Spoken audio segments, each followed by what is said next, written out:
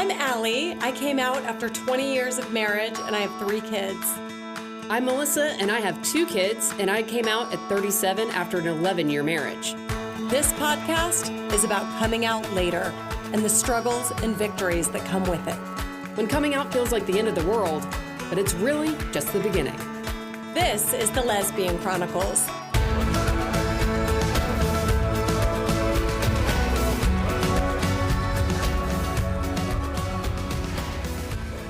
Welcome to the Lesbian Chronicles. Back again. Hello, my friend. We almost didn't make it today.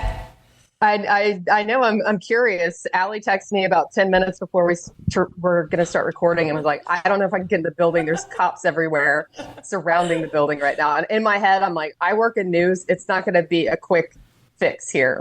So it's not going to be resolved quickly. Well, because Tatum's home from here you college, are. she's driving. She wants my car all the time.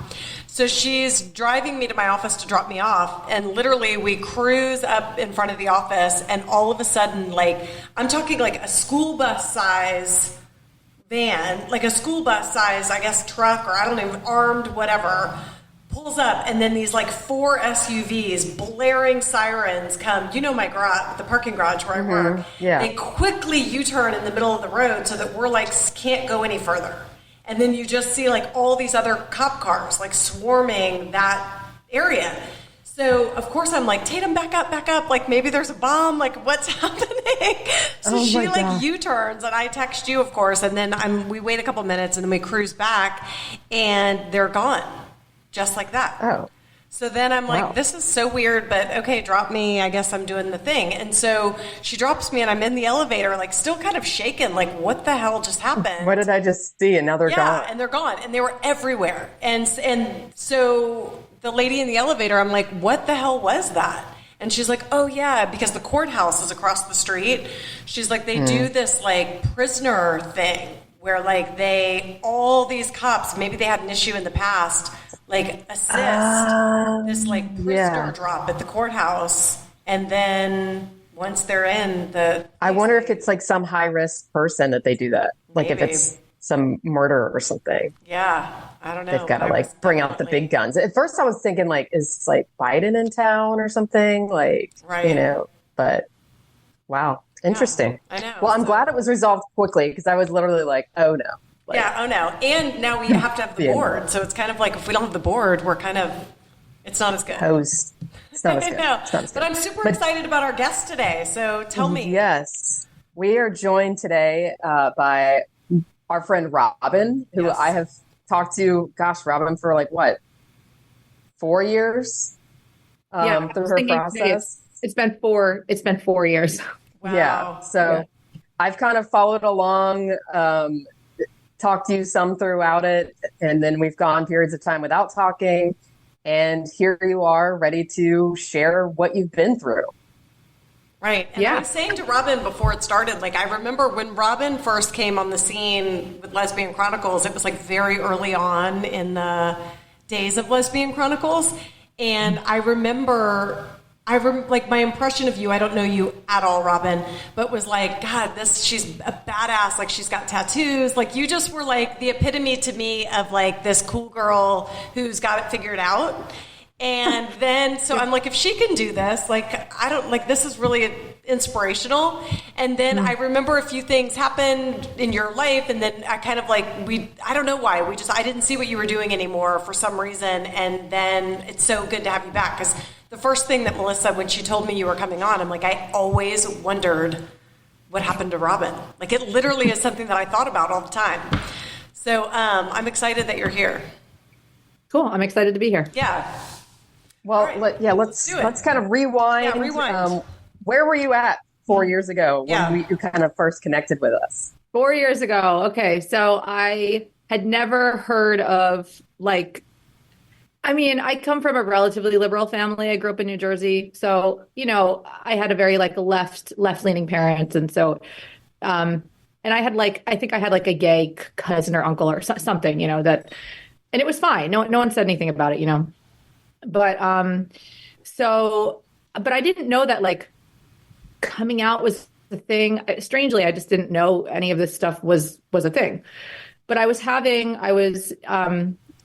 I was with my partner, my ex. We had 2 kids, and I don't know, something just wasn't right. Like it was fine, I guess, but it was and it wasn't. I don't know. I just wasn't feeling fulfilled, and I had sort of started talking to this woman who she is the one who designed and did my tattoo, and we just connected on social media, and I don't know, like I couldn't quite explain how I felt. I just was like, I had no one to talk to. My therapist wasn't the right person, and I was feeling desperate, to be honest with you, because I couldn't pinpoint what I was feeling, and I didn't really have anywhere to turn to. All of my friends are like married with kids. And I was at work one day and I literally Googled, or I put in the search in podcast, lesbian. And you guys came up. I can't believe we came up back then. Like knowing what I know now about 2020. This is SEO, January 2020. Like no joke, probably 4 years ago to almost the day. Okay. Oh, wow. And all I did for probably a week was listen to your entire, I went back from season, at first episode and I listened to literally the entire thing. And then I reached out to Melissa like pretty quickly into that because you had mentioned that you helped, you did like coaching sessions. Mm-hmm. And that's kind of how honestly my journey started, was with you guys, which is so cool to be like, 4 years later here talking and doing this, because I never thought ever that I would do this. But it was in all of your episodes that I sort of like pieced together. I was like, because I'm not straight. Oh, got it. Like this is a thing. And it was really tough, actually. It wasn't like a great experience. I didn't really have anyone to like come out to. I think like I told my brother and I told my sister, and both of them were like, you're not gay. You have kids. So I kind of realized then that this is my journey. This has nothing to do with anyone else. I don't need to talk about it with anyone. Obviously, my ex was not thrilled. I didn't really talk to him about it. I was actually writing a lot of these things from our sessions and all my feelings in a journal. And we were, they were like on lockdown in the pandemic, and he found the journal. Oh my God. Yeah. And that's kind of how it, it wasn't like I came to him and said, oh, I'm ready to have this conversation. He found out. And we're in lockdown, right? Like we're stuck in the house. It's like March 2020, Time out. Like, did your stomach, when you knew he found it, like drop? Like that, to me, it gives me anxiety hearing you even say it. Yeah, it was terrible. And I don't look back and, yes, I wish it had happened differently, because there's things in there that no one really needed to read. No one ever, just personal things, nothing bad, just personal, Yeah. And, then I kind of went back and forth. I wasn't sure. I was meeting with Melissa. We did that a few times, and that was super helpful. And there's a couple women that were maybe 30 minutes from me, and we kind of got together and did like a little group thing. Remember, you guys were sort of the map, the whole thing. Yep. And I did that for a while, but I just couldn't, it's kind of hard when you don't have a community to like lean on for this. Right. I couldn't tell anyone. I live in a conservative town in New York. Like, what am I going to talk to the PTO president? Like, no, it's not like that. It's not like that here. Right.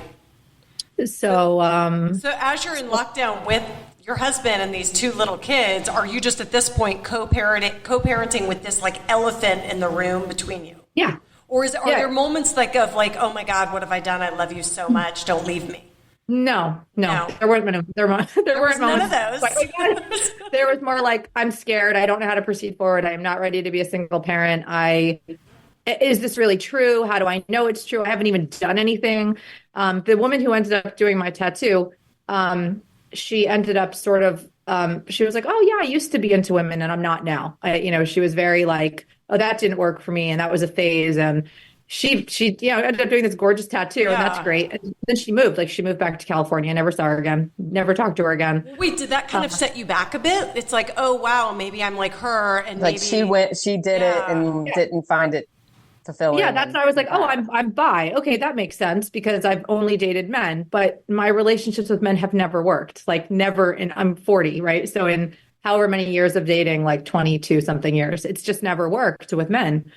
And I kind of had to sort of, I think I made a conscious decision. We went away on a trip together with the kids, and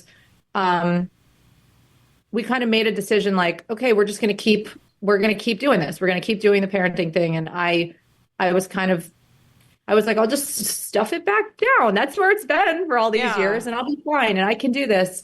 And on that trip, I got pregnant. Wow. But it was pretty much on that trip that I realized, no, I'm really actually, I am gay. Like, I can't do this anymore. This is insane. And I got pregnant. Do you think, though, like, in hindsight, and your baby is like precious? Oh, he's adorable. Like, I don't think anyone's babies are cute. That baby is really, really, really cute. Oh. But do you think subconsciously it's like, I'm going to have a ton of sex with this man and this is going to work? Actually, it was just one time. It was just the one time. Just the one time. One time in like probably a year and a half. Yeah. Man. It was just one time. I did, I think, want to have one more child. Like, I think, because I didn't have to have him, right? I mean, it's 2024, right? So there are other options, but I don't know. My mom had died just prior to that. She died right before the pandemic, 2019. And I don't know. I just felt like it was the right thing. I kept saying, okay, let me go for all the tests and all this, if everything comes back fine and he's fine, then I'll proceed forward and I'm fine. And I had a cancer scare in there when I was first pregnant too. And just really, really went through it. Yeah.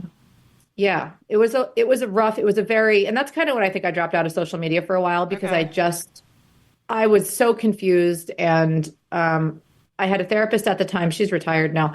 I tried talking to her about it and she was like, no, you're not gay. Like, people are born gay. They don't become gay. And I was like, yeah, no. So like, but I am. But what I'm telling you is I am. Yeah, I'm telling you I am. I just haven't.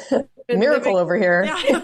That way. Was your husband in this stage? Because now it's to me like, okay, I'm envisioning if I'm him, now I've got this wife carrying my baby and she just lost her mother. I'm starting to feel soft and like loving because I'm feeling like, I don't know, like the person that I love is now in dire straits. So I'm going to like, I don't know, does it make him even better? And now all of a sudden this person's even harder to reject because...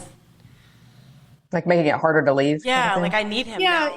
it was tough. I mean, I knew I couldn't.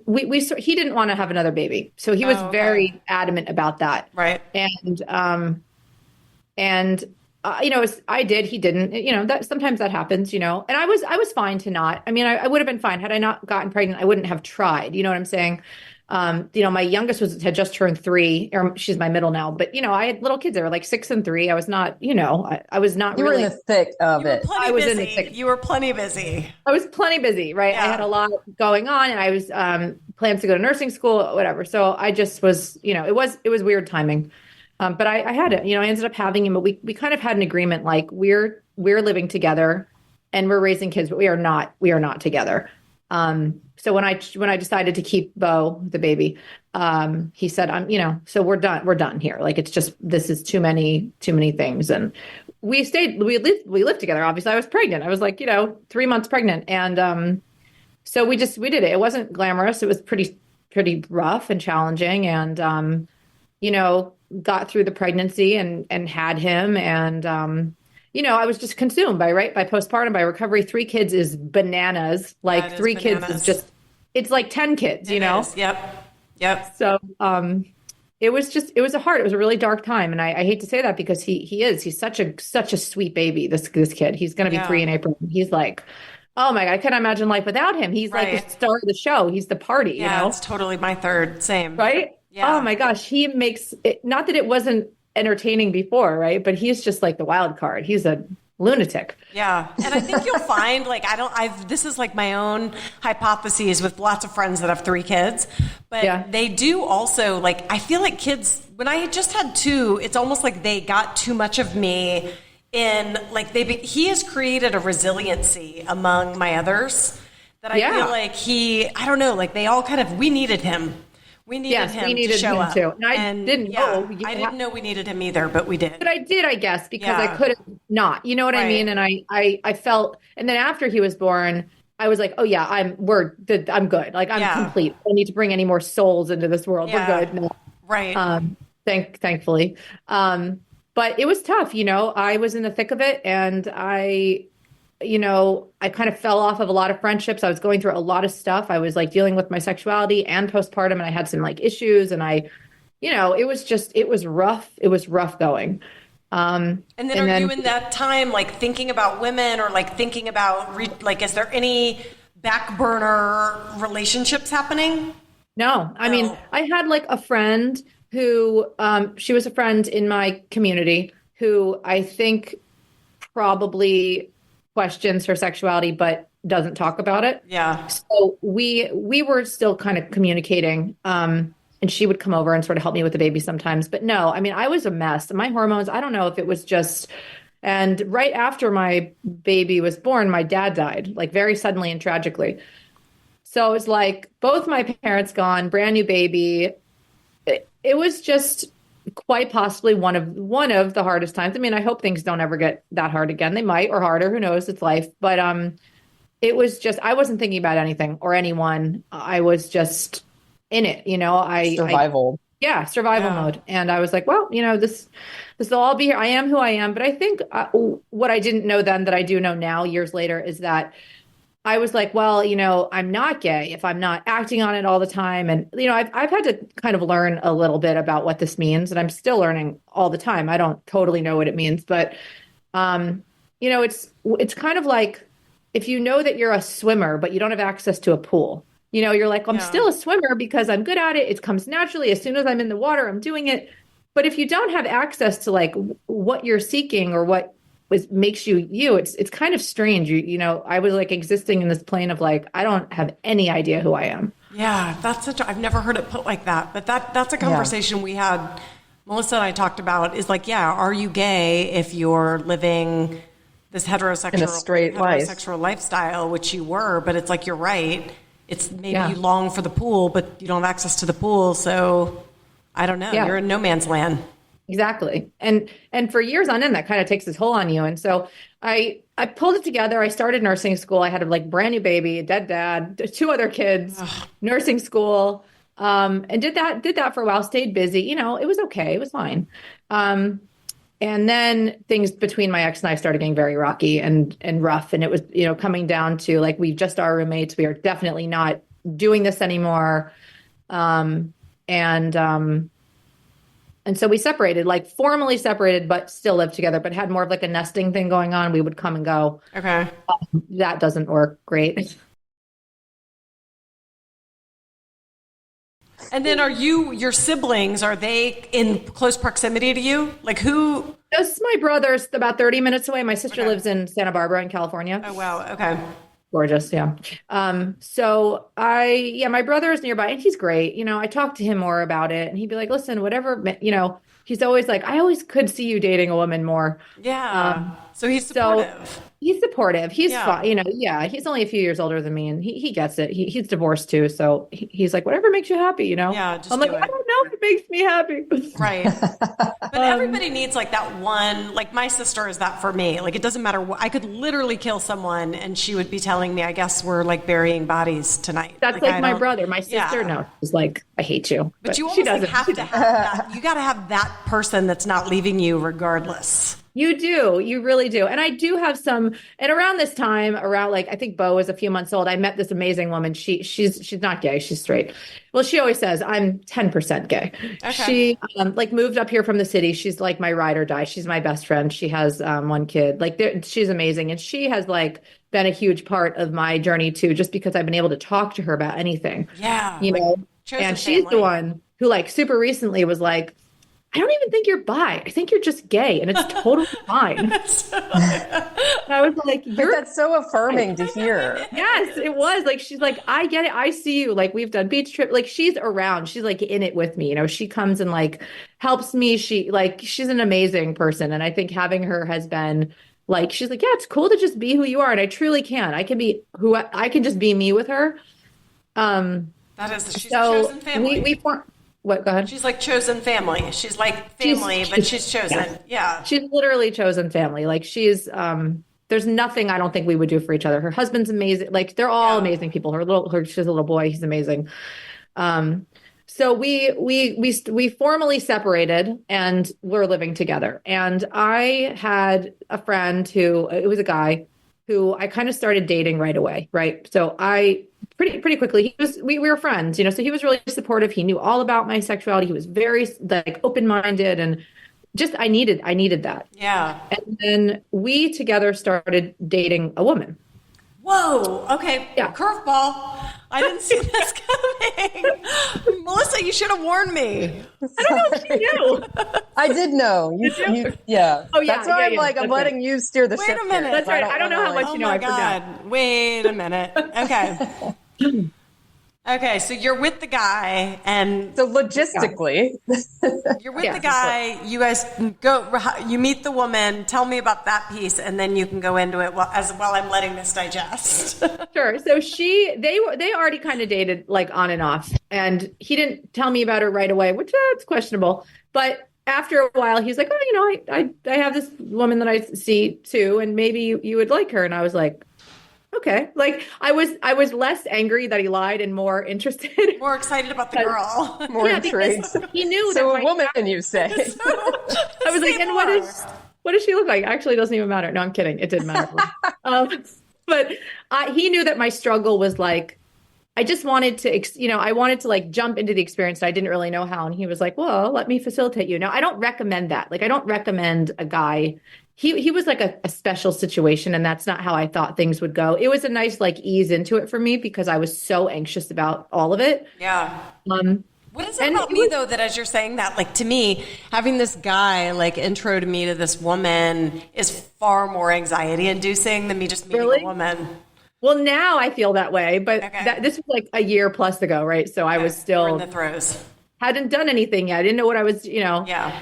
So it takes the pressure off. Yeah, Does it take the pressure off or add the pressure? Because now you got a spectator here. I mean, that's true. You got a spectator, but I think it's also like I was new to it, right? So I didn't know. Listen, and I didn't feel like I had just gone through a war. I was like, I'm when I'm on my downtime and I don't have the kids and I'm not working. Like, cool. I am up for anything. Yeah, yeah. So clearly, we did that, and it was cool. Like she was really sweet. She was a very sweet person. And it gave me experience physically, which was new. And I was like, oh, okay. Yeah. But like, I wasn't super attracted to her, and I wasn't sure if that was a thing for me. Like with men, like I was never overly attracted to men as a like teenager. Like everyone had, like they would get YM magazine and they'd have like the poster of whoever, right? Like some guy on their wall. And I was like into like Alicia Silverstone, I was like, same. Guy, I never like looked at a man's body and was like, yes, I want that on my bedroom wall. It's right. Like, that never was a thing for me. So yeah, we dated her for a while and didn't go awesome, really. I mean, it was okay, but got complicated and sticky and tricky pretty quickly. Who was the jealous, like, is there a person who plays the part of like, yes. Okay. And she was jealous. She was probably more straight than gay, or I don't know. I mean, it's hard to tell, right? People are so fluid. Like sexuality is so fluid now, and it doesn't really matter. It was just like, the attraction wasn't super there for me. But then we dated another woman together, and she was. This guy hit the jackpot. He's like totally thinking he hit the jackpot with you. This is like the one guy. We don't even talk anymore either. Funny enough. And that was much more of the physical experience that I was looking for. I was like, okay, so all the things that like people talk about, like all of that fire, it was all that I had that experience, and I think that's what I was looking for. Just to be like, because I think if you're not gay, like maybe you could have a sexual experience with a woman and enjoy it because things feel good and if you're open to it. But I would say that if you're not gay, you probably don't have an experience quite like that, where I'm like, okay, this is why, okay, I get it. I want to do this again and again and again. Yeah, and again and again and again, and nothing grossed me out and nothing was weird and it wasn't hard. It was nothing like how I thought it would be.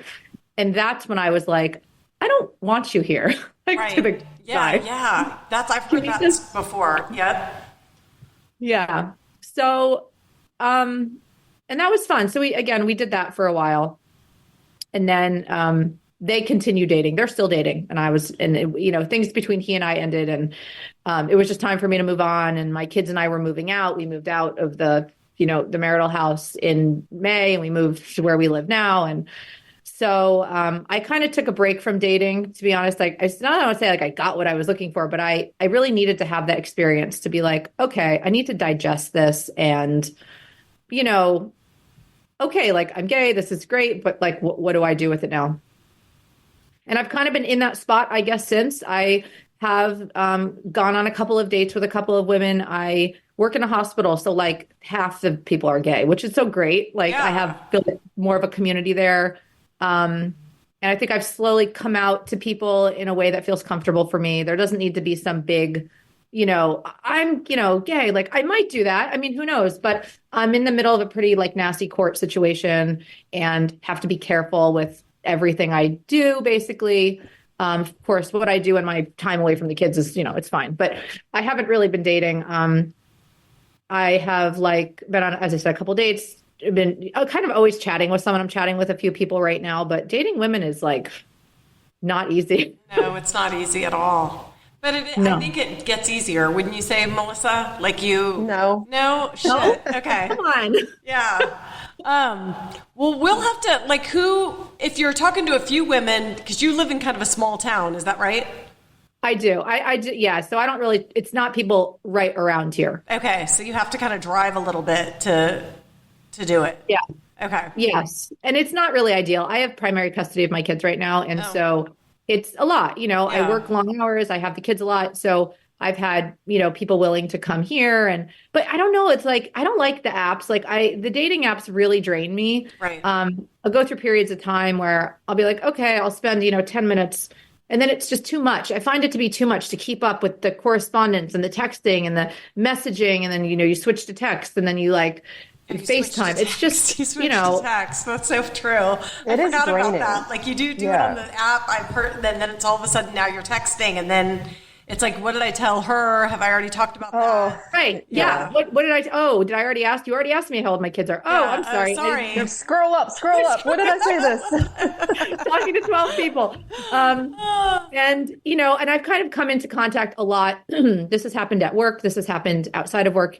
Like meeting the wrong kind of women, like women that are either too young or like, I don't know, have this weird thing about sexuality. There's so many people that have shame around it and religious stuff about it. And I try so hard not to be judgmental, but it's very hard for me to, I have a friend at work. She's great. And she's very religious though. So she's supportive, but she's also like, but I can't indulge too much in hanging out with you. Like I can't be with you and someone else. Like if you had a girlfriend and it triggered, oh my God, like, you can't indulge in it. I said, why? Because you're afraid, like, well, I'm like, is it contagious? Yeah. Like if you're so committed to your religion, which is great, good. And your faith, me being gay is not going to influence you. No. Yeah. She's not going to get to the gates of heaven and God's going to be like, that one time you were a little bit too friendly with Robin. So. Right. Or you watched her like button down to hell. Kiss another woman. Right. But I said, unless you're gay, like if you're gay, then maybe yes. What are you hiding from there, pal? That's what I mean, even the Pope, like I'm Catholic, even the Pope is coming around. Yeah. Like I just can't. That should be the defense from now on. I know. Even the Pope is coming around. The Pope is coming around. Like calm down. So it's been weird, lots of like young women, or people that don't know what they want, or like, I think I'm gay, but I'm not. Like there's so much of that I kind of like, that's why I just took a break from everyone, because I needed to get clear on what I want. And yes, I think ultimately it'd be like really awesome to find somebody to like do the thing with. My kids are really little. I don't see that happening anytime soon, but like, I don't want to be dating all these women. It's just too, I can't make the commitment. I have too much on my plate. I have a 2-year-old. Well, let me tell you something though, that I think, I hear what you're saying. You can't make the commitment, but if the right woman shows up, I promise you're going to want to make the commitment. So it's I want to. Let it just show up organically. It's kind of the right person. Right. Yeah. I think that's the right approach too, because I think like we've been talking about this on the podcast for a few months now. It's like everybody gets so caught up in doing everything so quickly and finding the girlfriend and the happiness and all that. But it's like when you're rushed to do that, you end up finding things that are like temporarily happy. You know, like sure, one of those like women that you're talking to on the apps that maybe doesn't fully have her shit together could be fun for a few months, but then you wind up hurt in some situation and it's a setback, you know? Yeah. So. And I tend to be, and so this is kind of like, I reached out to Melissa recently because there's this dynamic issue that I'm like coming into play with that I have dealt with like my whole life, but I actually didn't know what it was, where, you know, so with men, I was always more submissive, you know, because it was easy, you know, not because I am that way, but I think because it was like, oh, you know, I don't know. It was easy. It was like the role that I knew. I'm going to play this role. I'm smaller this is me with men. Yeah, exactly. I am not that way with women. And with men, like the more needy one, the more emotional one. But with women, I am the exact opposite. You know, I'm not the one sending all the texts. I'm the one that's kind of like chill and laid back and like, you know, I don't. And so the energy shift, like, it's just so, like, can I say this? Can I do this? Can I touch her? I really battle with that of like, as a woman in a relationship with a man, they always did all that. Right. I just step back. So this is like, I struggle with this, like in my mind all the time that like, I don't know, it's hard to take, it's like taking the heterosexuality out of it because that's sort of like the societal norm that I know. Right. And, you know, the energy shift with women is so different. Like I feel more masculine, but I look more feminine. Like it's such a strange, I know the real answer, but you know, that's kind of what I'm struggling with is that. I relate to that. Like, I think sometimes there are times that it's like I'm both in a way that I never felt before. Like, or even like if I'm hanging out with my ex-husband, in some ways, like I find myself being girly again in a way that maybe I wasn't before. But then, I don't know, I morph now more back and forth. And it is a strange feeling. So that's not like you do, like, I mean, Melissa, I'm curious what you're... I feel that way too. Like, I know that when I was in relationships with men, I mean, I guess I did tend to be a little bit more forward with men, like definitely wasn't afraid to like ask a guy to like hang out or something. But like, I did feel like take on the more submissive role. I wasn't like the one initiating sex, shocking. But with women, it has been like kind of interesting to figure out those roles in a relationship. Like I talked about it early on with one of my first girlfriends. Like we were both kind of waiting for the other to like handle certain things that were traditionally like a male or female role kind of thing, and realized like, wait, we're both the ones waiting for this to happen. Like this needs to be a discussion, you know? Oh yeah. Breaking down the Amazon boxes. Yeah. Breaking down the boxes. And then with like my most recent relationship, I feel like we both really took on like a balanced role with that kind of stuff. Like there's things that like we would do for each other kind of thing, you know? But also as far as like appearance goes, I feel like that's shifted a lot with me. And then like you're saying, Allie, like when I'm with my ex-husband, I'm kind of like, oh God, is he looking at me like, damn, she's turned into this like butch masculine woman. Butch woman. Like who is this even? Right. He's never said anything, but sometimes I'm like, I want to know what's going on in his head. I'm sure what's interesting about you, Melissa, to me is I've seen you in different relationships. You've been able to I've seen you as different people in different relationships. Like you're always you, but you're like, I've seen you play in different ways with different women. You feel a different level of, what's the word? I don't even know what the word would be. It's not power, but it's like, I see you showing up differently. Yeah. Well, I think that's it too. Like I've kind of like learned how to be in a relationship in a different way. Yeah. That I was able to be really like lazy in my marriage. Same. You know, it's just kind of like super lazy. And that's not really a good thing. I don't think. I mean, right. It's not. It's like being asleep. And then like, you know, you do have to work at like the emotional aspect and kind of like realizing who that person is that you're dating, like who they are at their core and what's important to them. And it's like, that's not something we were just on the train together. Like, let's have kids. Yeah. Right. You know? Yeah. Robin, like your parents after they passed, and I'm like imagining myself in that position, and it's so hard. Were you very, very close to both your mom and dad? Yeah. We had like a weird upbringing. My parents were divorced when we were really young. And, but yeah, we did. Like my dad and I sort of went through, you go through it with your parents in various stages. Yeah. But yeah, I was, especially after my mom died, my dad and I got really close, right. But I never really talked to them about it, about my sexuality. One time when I was 12, I remember this like clear as day. I went to see Clueless with like my mom and my best friend and her mom. And everyone in the movie was like, "Oh my God, Paul Rudd is so hot." And I was like, "Paul Rudd?" It's like, yeah, guys looking at her. Yeah, exactly.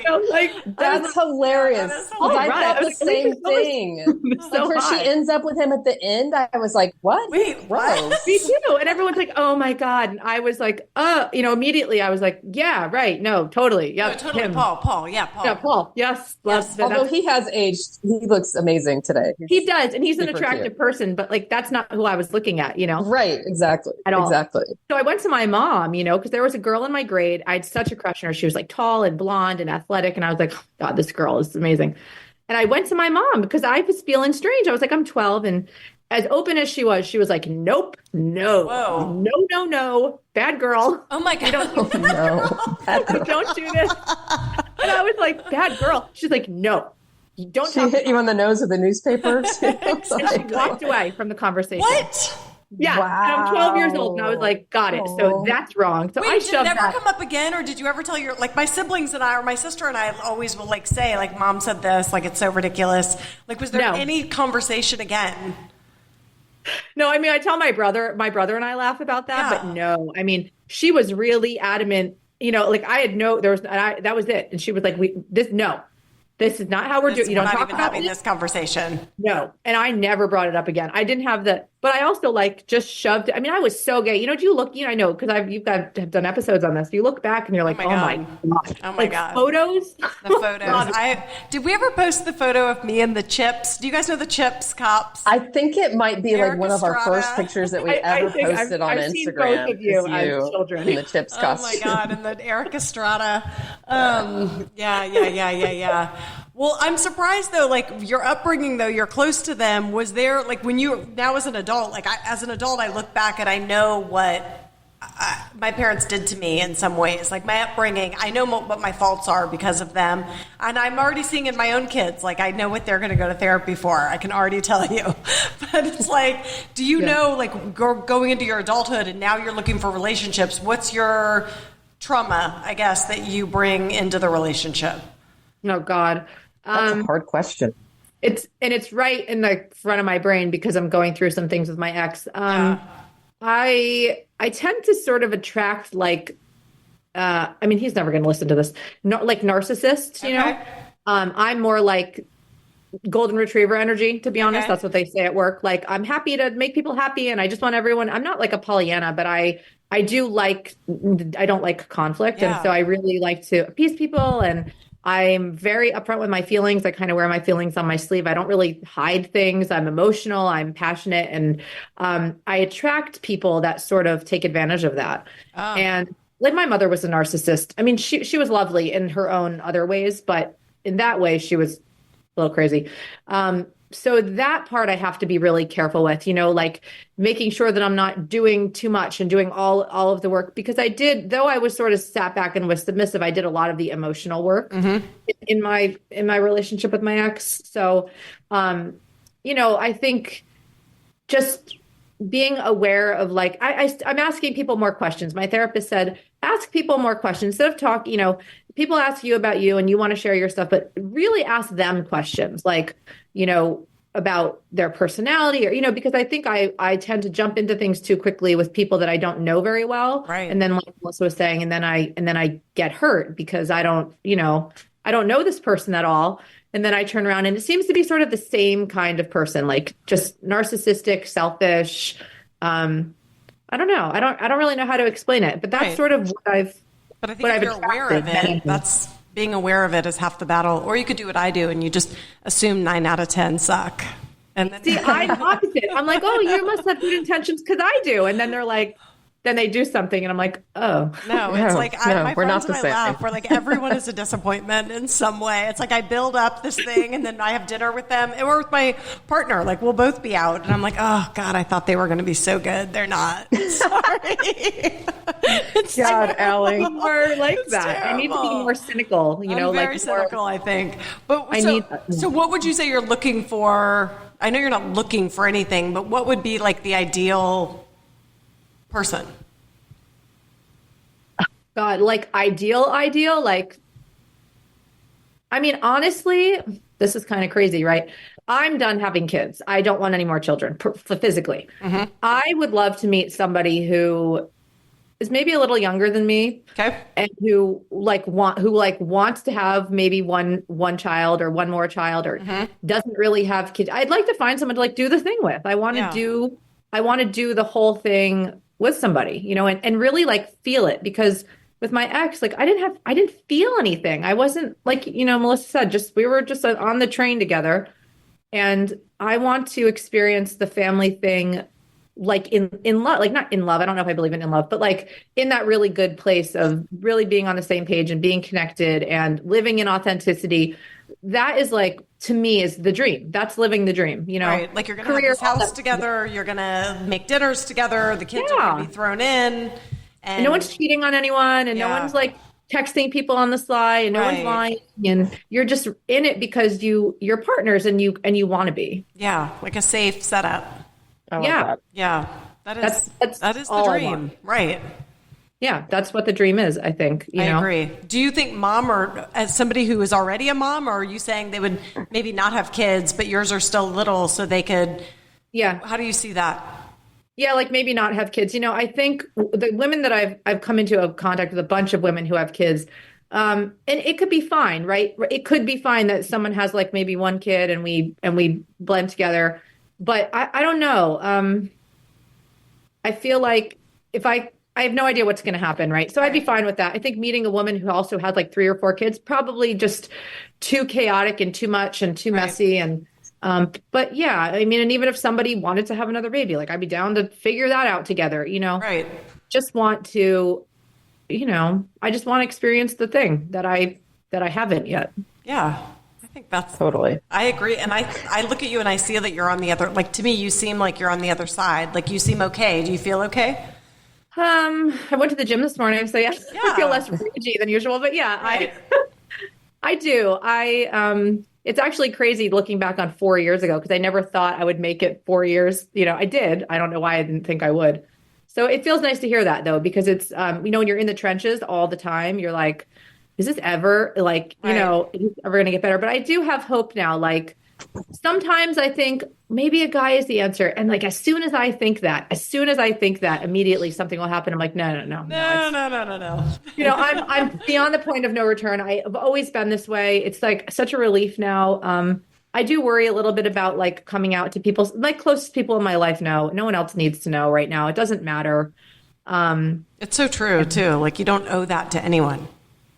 No, and I thought part of being gay was that I think with like Ellen and all that, like you have to come out or it's not real.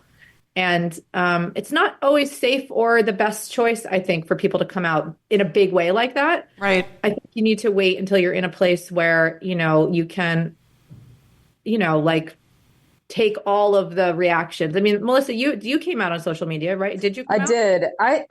I did like a big post on Facebook. It's actually been right at like 5 years now since I did that because it was New Year's Day.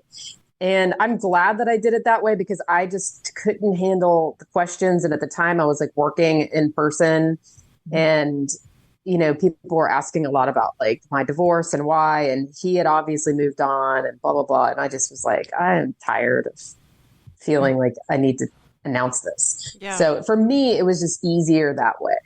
But I totally get what you're saying. Like, I think, some like kind of Allie did the same thing, just kind of quietly. And it's more like just like live my life out loud. Like let people just see me out with my partner at dinner in the community with our kids, and it just becomes obvious. And yeah, that's how I feel like, or make your, I'm wearing rainbow socks with my scrubs today. Make your own, make your own assumption, you know? Right. So, one thing I did want to ask you about before we go is, you started a new career. That was like one of the things really that was, if I remember right, was scary to you in this was like, how am I going to take care of my kids? With 3 kids, started a new career. Talk about like what you did in that situation to be able to be where you are now. So I started going to nursing school and then realized pretty quick that like it's a lot. And I had my ex's help, obviously. He was like taking care of the baby at night. He was helping. We had a nanny at the time because we were combining finances and we could afford all these things that doing it alone is a little different. So I had to pause on school. So what I did was I got a job as a certified nursing assistant. And, after you work in the hospital for so long, the union pays for your schooling. So I was like, I'm just about at a year. I mean, I've been in healthcare for almost 2 years, but I've been at this hospital I'll be a year next month. And so they'll pay for your education. Is that true everywhere or just in New York? I think I want to say it's true everywhere, but I don't know. But yeah, you're there for a year and they will pay for you to go get your RN, get your BSN, whatever furthering, your NP, your, whatever you want to do. So I'm going back to school. It'll probably take me like 18 months and I can do all of it online. Thank God. No, wait, can you go back to school and you're working, making money? Yeah, well, yeah, exactly. Yes. Cause obviously that's the thing. You have to make money. And I'm also, I was like, I want to be in the hospital every day doing what nurses do. I need to know that this is what I like. Right. And it's been amazing. I mean, I've like met my people. It's like, oh, I'm not weird. I'm just in healthcare. It's okay. Right. Oh, that's really cool. That's such a good thing for people to know.